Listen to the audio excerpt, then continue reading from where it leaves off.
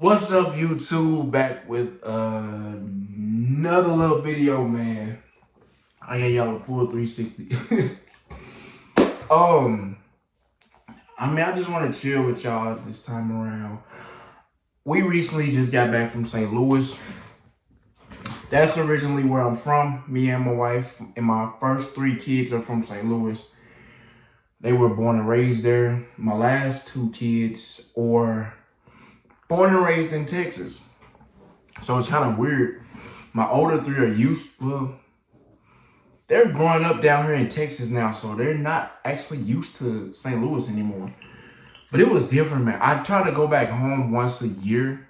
I didn't go last year at all because, as most of y'all know, I'm a business owner. The past 3 years, I've been a business owner. I've been working. I've been working in my business as the whole person as far as running it, accounting, operations, hiring, bookkeeping, whatever the case may be. As you start a business, you doing everything. So it's been a while since I've actually been able to take a vacation and do something. So this one for me was like a breath of fresh air. But at the same time, it's never good for me going back home because it just brings up a lot of bad memories. If you've read my first book, Against All Odds, the autobiography of Rasheem Taylor, you know what I've been through, what I went through living in that city, growing up in that city. It was going back home this time around, it was very different. Like, so we stayed with my wife's mom, my in-laws, and like it was cool. Like, staying with her mom, it was cool. Like years ago, me and my wife's mother, and my mother-in-law, we didn't get along. And I know there's like a lot of people, a lot of marriages. The mother-in-law, a lot of the times the male, the husband's mom doesn't like the wife because she feel like, oh, she took my baby away, mama's boy, blah blah blah blah blah. I never had that. Well, my wife didn't like, my mama did like my wife, but at the same time, her mama didn't like me either. My dad didn't like my wife for a period of time. Her dad always been cool with me because he ain't in her life like that. He lives in a different state. But at the same time, um, my thing is complicated because I grew up with my mom and dad they were married for 16 years. They were together for 16 years, married for 11. I grew up with my dad and my mom, and then they got a divorce. And then a lot of big fights happened. My mom actually stabbed my dad in their last major fight, and it was blood everywhere. You gotta read my books, man. They're at the link in my bio. But so a big fight happened. They divorced or whatever the case may be. My mom took me and my sisters and moved us to a different state. Didn't tell my dad nothing. He was in jail because I called the cops. I didn't know they were gonna take him to jail, but anyway, he got out and he didn't know where we were. She moved us to a different state. We were living with her new boyfriend. My dad had no idea. She forbid us from calling my dad and was telling us bad things about him, while we were away from him, to, putting it in our mind to get us to not like my dad. My dad was an excellent man, an excellent husband, excellent father, excellent provider, the best person in my life. He was my best friend. He was my everything. So especially when I lost him, it was tragic, man. Like, my mom's still alive, but I lost my dad. He was 47 years old. I'm 33. I lost my dad at 30. Still hurts to this day. Anyway, so that we snuck and called my dad one day. I'm going somewhere with this. We snuck and called my dad one day. We started back talking to him or whatever. You couldn't keep us away from my dad. Like, no matter what she said about him, we knew the real. We knew who he was, and he was the best. Like, everybody says their dad is the best, but my dad was the best. It just is what it is. We snuck and called him. Then we started talking to him. Then we confessed to my mom that we called him and we've been talking to him. She's like, okay, cool, whatever, blah, blah, blah, blah, blah. So it was 8th grade. It was summertime was coming. And we decided we were going to ask her, can we go with daddy for the summer? And we promised we just have him come up, bring us back, whatever the case may be. She said, she gave us an I'll think about it. So, weeks pass, school is coming up, at the end of it in May. I was going to Havenview Middle School down in Memphis, Tennessee. My big sister went to Whitehaven High School. I forgot the name of my little sister's elementary school. I'm a middle child for y'all that don't know. I'm the only boy. I got an older sister and a younger sister. We actually don't speak right now, unfortunately, because we fell out after my dad passed away in January 2022, which I really, really dislike. Well, me and my little sister are on speaking terms. I just had her at my house recently. I met her husband, but my big sister, we don't talk. It's very unfortunate. It's not on my part. I've invited both of them to my house since then, but only my little sister showed up, so me and my little sister talked. But we finally convinced my mom to let us go, spend the summer with my dad. And he got us, and on the highway, he said, y'all ain't going back there. And so from 8th grade summer, so he sent me to high school, 9th grade, 10th grade, 11th grade, 12th grade, first year in college. He drove me to college. Like, my dad, when I tell y'all I had the best daddy ever, it was I didn't have to worry about a place to lay my head. I had clothes now. Like, when we was with my mom, it was terrible. We were always moving. I didn't have many clothes. I got talked about by kids in school. That's when I started fighting in school because I was with her and kids were trying to bother me. So I'm trying to defend myself. I got with my dad. Everything smooth sailing. He got me to a technical high school where we did construction, masonry, hanging up drywall and plumbing. And I went to college. I graduated with a 4.0 from living with my dad. When I was with my mom, I was getting C's and B's and D's because personal life going on at home and trying to go to school and focus and fighting. And I got with my dad. It was like a big turnaround. I went to college for chemical engineering. That's a whole different story, though. You got to read my second book, Against All Odds, to College and Beyond. That's part 2. Anyway, that's when I got with my wife and things went different in my life. But yeah, got with my dad and he raised me and sent me on to college and everything. But just going back, when I moved away from St. Louis, it was a lot of contributing factors as to why I left. One day, my wife and I, we were thinking about it and praying on it. We were like, man, I really feel like God is calling us to go somewhere else. I already wanted to anyway. And so we prayed on it and I came up with Charleston, South Carolina. Never been there in my life.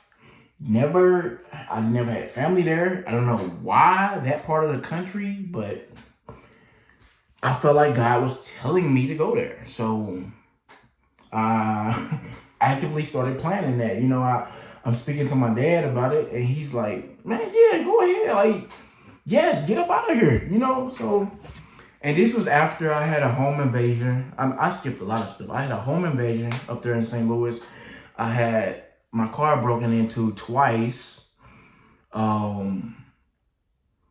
It was a lot that went on, man. But I was like, man, I'm done with this city, man. And I didn't live in the hood. Like, I didn't live in one of the bad parts. Like, so, think a place where those things naturally happen a lot and those particular crimes occur at a higher rate. I wasn't even in that environment. I lived in a good area. I wanted to provide a nice and safe place for my wife and 3 kids. I had 3 kids at the time. So I was like, after that, those things happened, I'm done with the city. So me and my wife planned things, got up out of there, moved to Charleston, South Carolina. Things went left there after the year. And I told y'all about my dealing with grief and loss, that video when we lost my son in Charleston. After that, we lived there 1 year, got up out of there, came down here to Fort Worth, Texas, and I've been here ever since August 2018. So today is July 2025. But just going back home to St. Louis, man, it brought so many bad memories. Like, I've been in Texas for a long time. Well, people wouldn't say a long time. I say a long time because 2018 to 2025, almost 7 years. This August, that'll be 7 years. But just riding around in that city, man, it's so dirty. Like, I'm just looking like, dog, I grew up in this. Like, I took my kids to 2 of my old houses that I lived in. My wife, she technically grew up in 1 house. They lived in 2 houses, but she grew up in 1 house her whole life. My story, a lot different. I grew up here, there, I was in the projects. I grew up in the suburbs because my granny lived in the suburbs, so I lived with them for a while. Back to the hood, lived with my mama, and she separate from my dad. Multiple houses in the hood. So I went to 13 schools before I graduated high school. 13. So I lived in all parts of the city, north side, west side, the county is what we call it. And mind you, everywhere in St. Louis is like 15 minutes away. So you can get from the suburbs to the hood in 15 minutes. It's small. Here, 15 minutes in Texas, that's like around the corner. So, but it was just riding around, just looking like all these dilapidated buildings, like buildings that have burned up and just standing there now. Like, it's just a carcass of a building. Like, it's just a skeleton of what was. Like, you riding around all this uncut grass, all this trash in the gutter, and I'm like, man, that's my old school bus stop. That's my old house.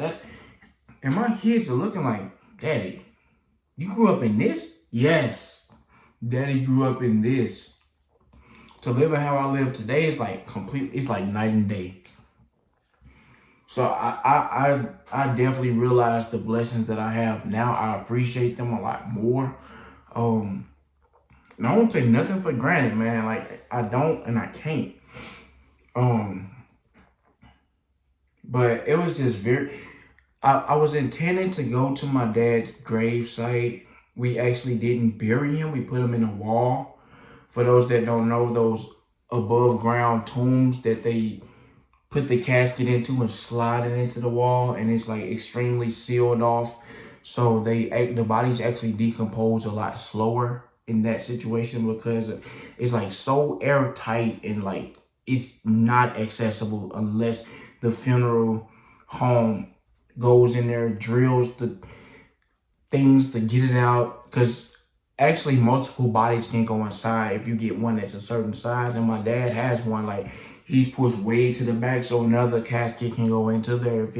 If it's like his living wife, if she passes away, she may want to go in there with him. Or let's say I do and I request to go in there with my dad. Like, that might be a possibility as well. So his is like 2 caskets can fit inside. He's like pushed in there and to the back. But I was intending to go there because normally I've been going there when I visit St. Louis. I go there and sit at the tomb, and I just talk to his remains. I know he ain't there, but I talk to his remains, and I just spend that time with his body, because I know that's the closest I'm gonna be to him ever again, because I know his body there, but he ain't. Just even touching him at the funeral, man, it was like touching like this, like an object. Like his body felt like the weather inside the room. Like normally, you touch a person and they're warm because their spirit is inside them, their soul is there, their insides are functioning. His body was cold to the touch. Like I touched uh uh how a shiny object feels like. It's just cold and empty. Like it's just nothing. Um, like say you would touch this Lambo. Like his body felt like that temperature. Like it was just cold and empty. You could just tell there was nothing there on the inside. So when I touched him, I'm like, man, Daddy, you right here, but where are you? Like it was so surreal, man. But that's why I go and I sit at his tomb and I just sit there and I just look at all the bodies inside the wall. Like you can't see them, but you see their names on each square that their casket is inside of. Their names and their birth date and death date or whatever, or on and their pictures. Some of their pictures, my dad's pictures up there. So it's like I didn't get a chance to go do that this time around because we had so many people to see, and I technically kind of I didn't want to go by myself, but I know it's kind of freaky for my kids because they're still young, and my wife, it ain't the same for her because it ain't her daddy. So I mean, she knew him and she cried, but I had him for 30 years. Like that was my heart. So it's like I don't know why I didn't go this time around. Maybe I didn't want to. Maybe I wanted to go, but I didn't want to go. Because when I didn't go and then we left St. Louis, I wasn't really torn up about like not seeing him. Of course, I wouldn't have seen him, but not spending that time with him at the funeral, at the cemetery. But I definitely was intending to go. I just didn't. But it was just different, man. Like I drove through my old hood, like one of my old hoods, and I showed my kids like this where I grew up. I saw a lot of buildings torn down. I'm like, man, it was just depressing, just seeing the same people like doing the same stuff, like not much progression being made besides certain parts of the city that they changed. But it's like there's nothing here, man. It's nothing here for me. That's what I felt. So it's like I wasn't tripping about like when I left. Like it was cool, man. It was cool. Like it was 12 hours to get there driving. It's technically supposed to be 10, but we got 5 kids. Also special announcement. My wife's pregnant. This is how I know people that rock with me really rock with me. If you stayed this long in the video, that's why I did this intentionally. I'm gonna know who really rock with me, who my real friends. If you watch this video this long, that's why I announced it at this time. My wife pregnant. My wife is, what is it? 11 or 12 weeks pregnant. Yeah. So we're about to have baby number 6, man. And I honestly feel like it's a boy. At first I thought it was a girl, but I think it's because I wanted a girl, because I love my daughters, my 3 daughters, man. They so precious and loving. And I mean, don't get me wrong, I love my boys, my 2 boys, Caden and Cairo, but my daughters, they just special heart in daddy's heart. Special spot in daddy's heart. But yes, my wife is pregnant. So I'm now navigating that. Now, if you go back to something I spoke about recently, I made a little rant about the ugly side of business. I posted that video, and I also posted a video about I give up ... kinda. Forget everything I said in both of those videos, man. I'm not giving up. I'm not quitting business. Things are actually pivoting, changing, turning around.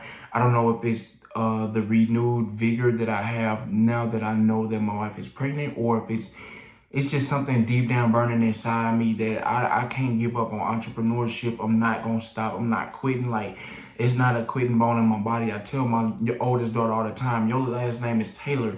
We don't give up. We don't quit. I don't care whatever the case may be. We gonna keep going. We gonna figure it out. We gonna keep, walking forward and moving forward. So I'm not stopping. I'm not quitting. I'm not giving up. Yeah, business gets hard, but at the end of the day, as an entrepreneur, you got to accept the things that come with it. Like, that's just what it is. Like, nothing worth having in life comes easy. Like, you hear that all the time, but people don't really live up to it. I'm actually walking through it, living it as a business owner. I've just actually hired somebody.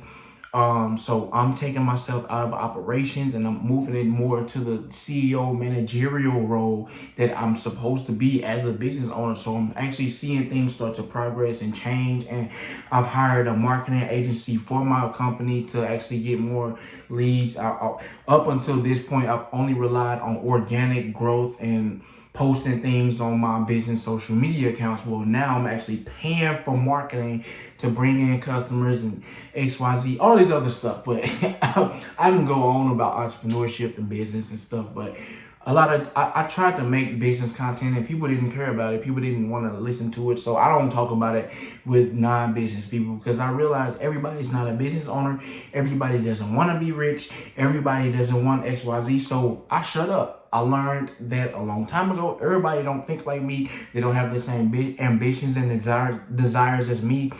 Growing up, everybody didn't grow up like me. I was extremely impoverished. I was extremely poor. And I didn't want that for my life. I always promised myself as an adult, I would never be broke. I would not be broke ever again. And I always hear people saying, oh, I don't want to be rich. I just want to be comfortable. You're lying to yourself because you're comfortable right now. Think about, are you in pain right now? No. Did you go to bed like extremely distraught and scared about waking up the next? No, you comfortable right now. You do want to be rich, and ain't nothing wrong with wanting to be rich. I had to realize that for myself. And a lot of the times my faith, the church, they used to, talk down on that stuff, but at the same time, it takes money to live. You wasn't placed on earth to just survive. You're supposed to thrive as well. And that means, being able to bless other people. And man, I can go on. This video getting long. Thank y'all for watching, man. God bless. But yes, my wife is pregnant. About 11 or 12 weeks. But whatever it is, we just pray for a healthy baby. Thank y'all for watching. God bless.